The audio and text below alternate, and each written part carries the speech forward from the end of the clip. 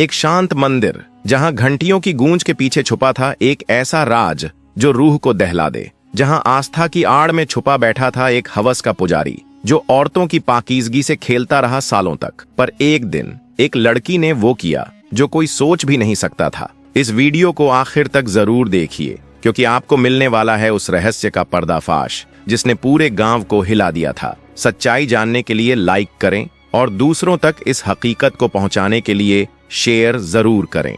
आस्था और धोखे के बीच की ये लड़ाई आपको झकझोर कर रख देगी। गांव के आखिरी छोर पर एक पुराना मंदिर था, शांति से भरा, श्रद्धा से ओतप्रोत। वहीं मंदिर के पीछे एक कमरा था जो बाहर से जितना सामान्य दिखता, भीतर से उतना ही रहस्यमयी और डरावना था। उसी कमरे में रहता था पंडित रमेश तिवारी। उम्र ढल चुकी थी, सफेद दाढ़ी और चाल में ठहराव। उसकी आंखों में एक अजीब सी चमक थी और आवाज में ऐसा अपनापन कि लोग उसे देखे बिना रह ही नहीं पाते थे।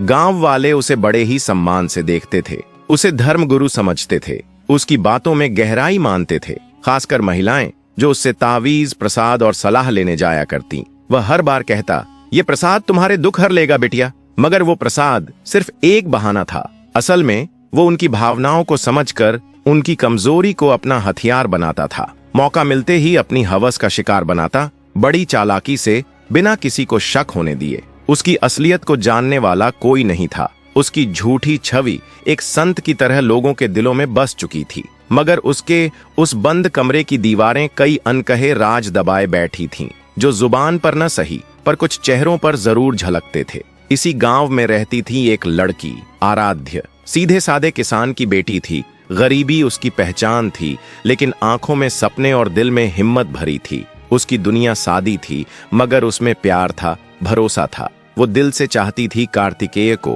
गांव के बीचों बीच अपनी छोटी सी दुकान चलाने वाला एक मेहनती और सच्चा लड़का। उसकी ईमानदारी ने पूरे गांव का दिल जीत रखा था। आराध्य और कार्तिकेय की कहानी खेतों की मेड़ पर शुरू हुई थी और बरगद के पेड़ की छांव में पनप रही थी। लेकिन हर प्रेम कहानी की तरह इसमें भी एक दीवार थी, और वो थी आराध्य के पिता मनोहर लाल। मनोहर लाल का मानना था कि बेटी की शादी किसी रईस घराने में होगी, तभी उनका टूटता हुआ घर संवर पाएगा। प्यार और भावनाओं को वो बेकार की बातें समझते थे, मगर किसी को अंदाजा नहीं था कि एक दिन आराध्य वही करेगी जिससे उस मंदिर के पीछे का हर राज उजागर हो जाएगा। उसी शाम आराध्य की माँ वैदेही ने नर्म लहजे में कहा, बेटी, एक बार पंडित जी के पास चली जा। वो तजुर्बेकार हैं, उनकी दी हुई चीजें असर करती हैं, शायद तेरे दिल का बोझ हल्का हो जाए। आराध्य को यह सुझाव कभी भी ठीक नहीं लगा था। पंडित रमेश तिवारी की छवि भले ही लोगों में आदरणीय थी,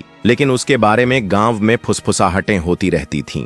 कुछ औरतें जो वहां गईं, उनकी आंखों में लौटते वक्त अजीब सा सन्नाटा रहता था, मानो कुछ कहने से डरती हो। फिर भी वैदेही की जिद के आगे आराध्य को झुकना पड़ा, और यहीं से उसकी जिंदगी एक मोड़ पर आ गई। ऐसा मोड़ जिसका अंदाजा उसे खुद भी नहीं था। बारिश की हल्की फुहार में भीगती हुई आराध्य मंदिर की ओर चल पड़ी। उसने नीली साड़ी पहन रखी थी जो गीली होकर उसके रूप को और भी चमका रही थी। बूंदें उसके माथे से टपक रही थीं और हर कदम के साथ उसका दिल तेजी से धड़क रहा था। मंदिर के पिछवाड़े बने कमरे में रमेश तिवारी बैठा हुआ था। आराध्य को देखकर उसने एक नर्म मुस्कान फेंकी। आ गई बेटी, क्या बात है, मन परेशान दिख रहा है। उसकी आवाज में हमेशा की तरह एक अजीब सी नरमी थी, ऐसी जो बाहर से मीठी लेकिन भीतर से चुभने वाली थी। आराध्य ने कुछ देर चुप रहने के बाद अपनी बात रखी। उसने बताया कि वह कार्तिकेय से प्यार करती है, लेकिन उसके पिता मनोहर लाल इस रिश्ते को मंजूर नहीं कर रहे। रमेश तिवारी ने सिर हिलाया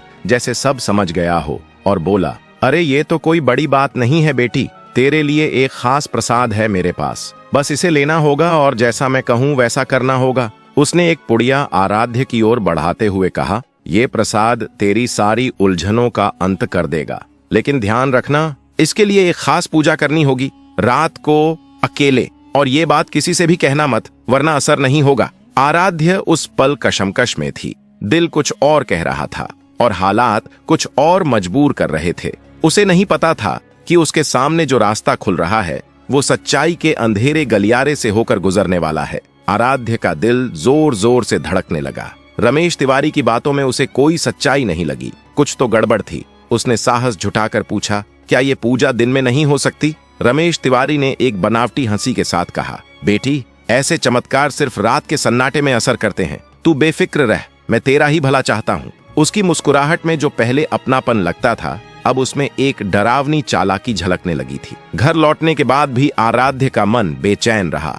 वह सीधी बरगद के पेड़ के पास पहुंची, जहां कार्तिकेय उसका इंतजार कर रहा था। आराध्य ने बिना कुछ छुपाए पूरी बात बता दी। कार्तिकेय का चेहरा गुस्से से तमतमा उठा। ये आदमी बिल्कुल भरोसे लायक नहीं है, उसने कहा। गांव में उसके बारे में पहले भी फुसफुसाहटें होती रही हैं। तुम दोबारा उसके पास नहीं जाओगी। लेकिन आराध्य ने दृढ़ता से कहा, अगर हम आज चुप रह गए तो वो किसी और मासूम को फंसा लेगा। हमें कुछ करना होगा। इसके बाद आराध्य और कार्तिकेय ने मिलकर एक योजना तैयार की। आराध्य रात में मंदिर जाने वाली थी, लेकिन इस बार वह अकेली नहीं थी। कार्तिकेय, गांव के पंच कृष्णा और उनका दोस्त अर्जुन मंदिर के पास छिपकर सारी स्थिति पर नजर रख रहे थे। बारिश अभी भी धीमे धीमे गिर रही थी। आराध्य ने चुपचाप अपना दुपट्टा संभाला और मंदिर की ओर बढ़ी। भीगती हुई वह जैसे ही मंदिर पहुंची, रमेश तिवारी अपने कमरे में पहले से मौजूद था। उसकी आंखों में फिर वही अजीब सी चमक थी। आ गई बेटी, आज तेरी मनोकामना पूरी हो जाएगी, उसने कहा और पूजा का नाटक शुरू कर दिया। फिर वही प्रसाद आगे बढ़ाया और बोला, अब तेरा दुख सदा के लिए मिट जाएगा।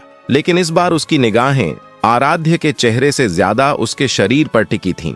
जैसे ही वह आराध्य के पास आया और उसका हाथ पकड़ने की कोशिश की, आराध्य ने तेज आवाज में कहा, ये क्या कर रहे हो पंडित जी? उसकी आवाज कमरे में गूंज उठी। ठीक उसी समय कार्तिकेय, कृष्णा और अर्जुन दरवाजा तोड़ते हुए अंदर आ गए। रमेश तिवारी एक पल के लिए घबरा गया। उसने बाहर भागने की कोशिश की, लेकिन दरवाजे पर पहले से मौजूद गांव वालों ने उसे दबोच लिया। आराध्य ने सबके सामने उसकी असलियत बयां की, कैसे वो पूजा और प्रसाद के बहाने औरतों को धोखा देता था, उनकी मजबूरियों का फायदा उठाता था। गांव की भीड़ सन्न रह गई। जिन आंखों में अब तक उसके लिए आदर था, अब उनमें घृणा और क्रोध था। पंचायत ने फैसला सुनाया। रमेश तिवारी को गांव से बाहर कर दिया गया और उसके कृत्य को सार्वजनिक रूप से निंदा की गई। उस रात के बाद मंदिर फिर से उसी श्रद्धा का स्थान बन गया। लेकिन अब वहां एक दीवार पर वो चुप्पी नहीं थी, बल्कि एक कहानी थी, आराध्य की बहादुरी की। आराध्य की बहादुरी की गूंज पूरे गांव में फैल गई थी।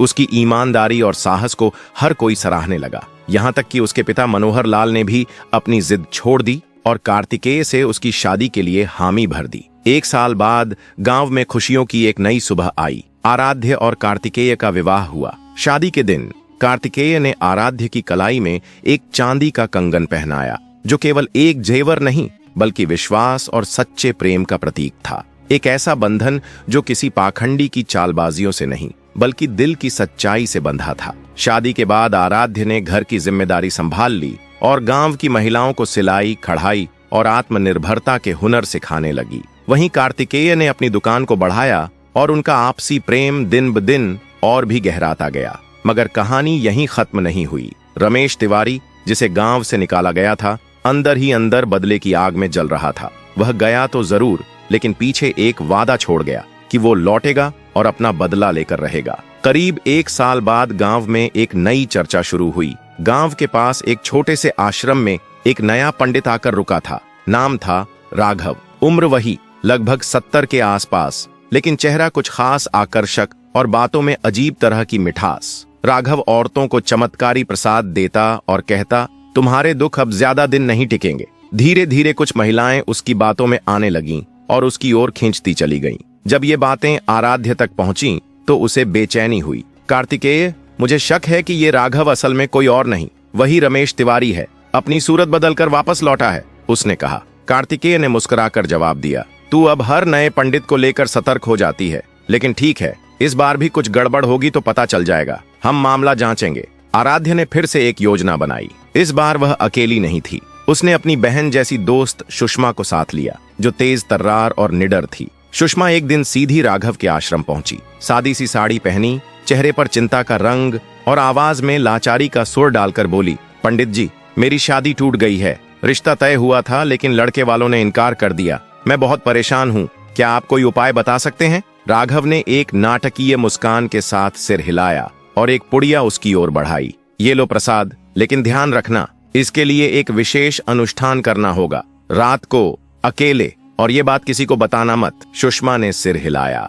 जरा भी शक जाहिर नहीं होने दिया। और फिर सीधी आराध्य के पास पहुंचकर सारी सच्चाई बताई। आराध्य का शक अब यकीन में बदल चुका था। ये वही है रमेश तिवारी जिसने अब खुद को राघव बना लिया है। उसने कहा उसने कार्तिकेय, सुषमा और गांव के कुछ भरोसेमंद लोगों के साथ योजना बनाई। इस बार उसे सिर्फ बेनकाब नहीं करना था बल्कि पुलिस के हवाले करना था। आराध्य ने अपना वेश बदला। एक पुरानी साड़ी पहनकर, चेहरा दुपट्टे से ढककर वह आश्रम पहुंची। पंडित जी, मेरी शादी को साल भर हो गया है, लेकिन अब मेरे पति मुझसे प्यार नहीं करते। आप कुछ मदद कर सकते हैं? राघव ने उसे गौर से देखा। वही पुरानी चमक, वही चालाकी। बस एक पूजा करनी होगी, रात को अकेले आना। आराध्य ने हामी भर ली और फिर सब कुछ गांव वालों को बता दिया। कृष्णा, अर्जुन और यहाँ तक कि उसके पिता मनोहर लाल भी अब उसके साथ थे। रात को जब आराध्य आश्रम पहुंची, उसने दुपट्टा हटाया। राघव चौंक पड़ा। तुम वही हो? आराध्य ने दृढ़ता से कहा। हाँ रमेश तिवारी, तुम्हारी चाल अब नहीं चलेगी। उसी वक्त कार्तिकेय, कृष्णा, अर्जुन और गांव के लोग अंदर आ गए। रमेश तिवारी ने भागने की कोशिश की, लेकिन इस बार वो नहीं बच सका। गांव वालों ने उसे पकड़कर पुलिस के हवाले कर दिया। आराध्य ने पूरे गांव के सामने कहा, यह वही रमेश तिवारी है जो नाम बदलकर दोबारा औरतों को धोखा देने आया था। गांव वालों ने राघव को पुलिस के हवाले कर दिया। इस बार सबूत इतने मजबूत थे कि वह सीधा जेल चला गया। आराध्य की बहादुरी फिर पूरे गांव में मिसाल बन गई। सुषमा ने कहा, तू आम लड़की नहीं आराध्य, तू हम सबके लिए एक रोशनी है। आराध्य और कार्तिकेय का रिश्ता और भी गहरा हो गया। एक बरसाती रात कार्तिकेय ने उसे छत पर बुलाया और उसकी हथेली पर चांदी का कंगन रखते हुए कहा, ये मेरी मोहब्बत का वादा है। तुमने न सिर्फ मेरी जिंदगी बल्कि पूरे गांव को बचाया। आराध्य की आंखें भर आईं। उसने कंगन पहना और कार्तिकेय से लिपट गई। बारिश की बूंदों के बीच दोनों ने हमेशा साथ रहने का वादा किया। अब पेश है एक और कहानी, जहां चमत्कार के नाम पर फैलाया जा रहा था धोखा। गांव में कुछ महीनों से एक नया व्यक्ति आया था, स्वामी देवांश। लंबी सफेद धोती, माथे पर तिलक और मीठी बातें सुनकर लोग उसे संत मानने लगे। वह दावा करता, मेरे विशेष मंत्र से तुम्हारी सारी परेशानी दूर हो जाएगी। कुछ ने आंखें मूंद कर भरोसा किया, कुछ अब भी संशय में थे। लेकिन नेहा, जो पढ़ी लिखी और समझदार थी, उसे इस सब पर शक था। उसने अपने भाई राहुल और भाभी संगीता के साथ मिलकर स्वामी देवांश की हर हरकत पर नजर रखना शुरू किया। एक रात नेहा ने देखा कि स्वामी देवांश मंदिर के पीछे किसी से चुपके बातें कर रहा था। वह छिपकर सुनने लगी। तभी पता चला कि उसका असली नाम सिद्धार्थ है और वह एक भगोड़ा अपराधी है। नेहा ने गांव वालों को आगाह किया, लेकिन लोगों ने उसकी बातों पर भरोसा नहीं किया। स्वामी देवांश ने फर्जी अनुष्ठानों के नाम पर पैसे और जमीन के कागज इकट्ठा करने शुरू कर दिए। बुजुर्ग और रसूखदार लोग भी उसकी बातों में फंस चुके थे।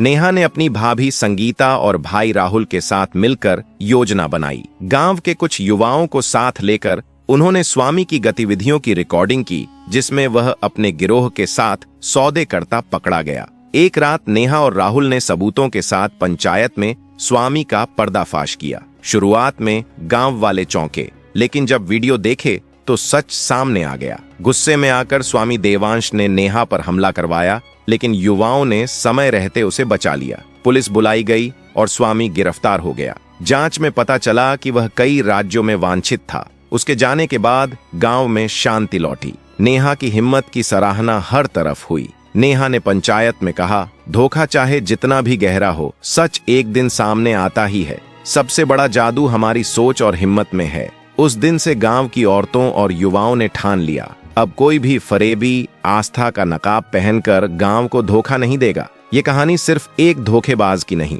बल्कि उन सभी के लिए एक चेतावनी है जो किसी की आस्था और भरोसे को अपनी चालबाजी से तोड़ने की सोच रखते हैं। और ये सलाम है उन साहसी लोगों को जो खामोश नहीं रहते, जो सच को पहचानते हैं और पूरे समाज को भ्रम और डर से बाहर लाने का हौसला रखते हैं। ऐसे ही लोगों की वजह से सच जिंदा रहता है और झूठ ज्यादा देर टिक नहीं पाता। अगर आपको ये कहानी दिल से छू गई हो तो इसे लाइक जरूर कीजिए, ताकि हमें पता चले कि आप भी सच के साथ हैं। शेयर कीजिए अपने दोस्तों और परिवार के साथ, ताकि और लोग भी इस संदेश से जुड़ें। और सब्सक्राइब करना ना भूलें, क्योंकि हम हर बार लाते हैं ऐसी कहानियां जो झूठ से लड़ती हैं और सच्चाई को उजागर करती हैं।